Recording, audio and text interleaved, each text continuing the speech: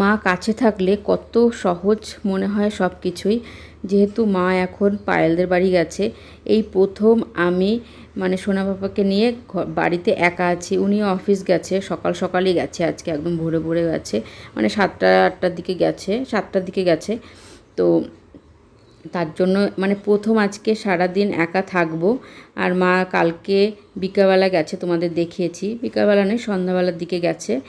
আর এখানে আমি একটু ঘরের টুকটাক কাজ পরিষ্কার, মানে ঘরটা একটু পরিষ্কার করে নিচ্ছি, যেহেতু সোনা পাপা এখন ঘুমোচ্ছে।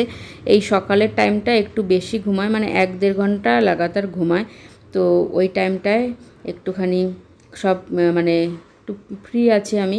আর রান্নাবান্না আজকে যেহেতু মানে উনি টিফিন নিয়ে যায়নি, আর টিফিন করেও দিইনি আমি আমার জন্য। আমি তো একদম সিম্পলি খাবার খাই এখন, তো কিছু করে নেব দুপুরবেলা।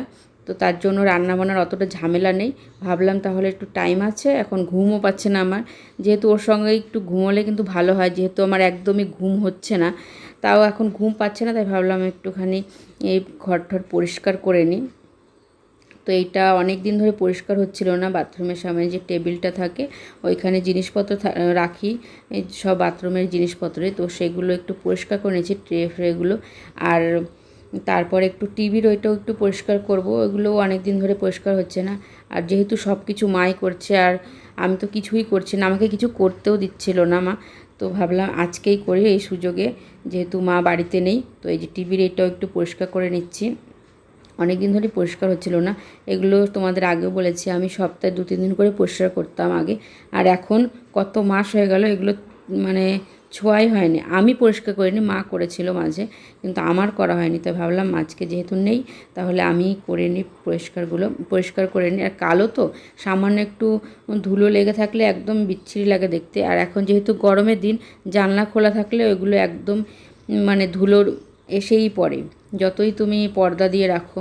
তাই এগুলো একটুখানি অ্যারেঞ্জ করে নিচ্ছি।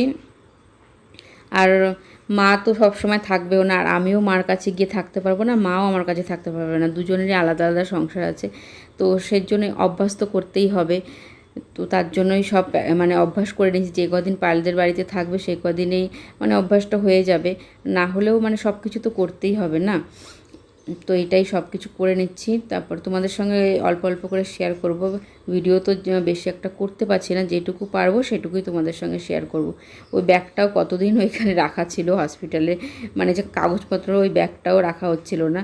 এমনই আলসেমি ধরেছিল আমাকে, মানে এতই আলসে হয়ে গেছে, কিছুই করতে ইচ্ছে করছিল না, আর উপর থেকে আরও কিছু করতে দিচ্ছিল না, তার জন্যই ভালো লাগছিল না। তো সব কিছু এখন একটু গুছিয়ে গেছি রাখলাম।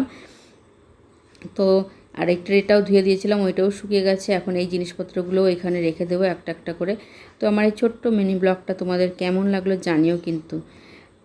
এখন অনেকক্ষণই ঘুমাচ্ছে, তো এখন সকালের দিকেই আমি আর বেশিরভাগ সব কাজকর্ম করে রাখতে হবে, কেন তারপরে আর বেশি একটা ঘুমোতে চায় না। তো চলো আজকের মতো এই মিনি ব্লগটা, বাই বাই। কেমন লাগলো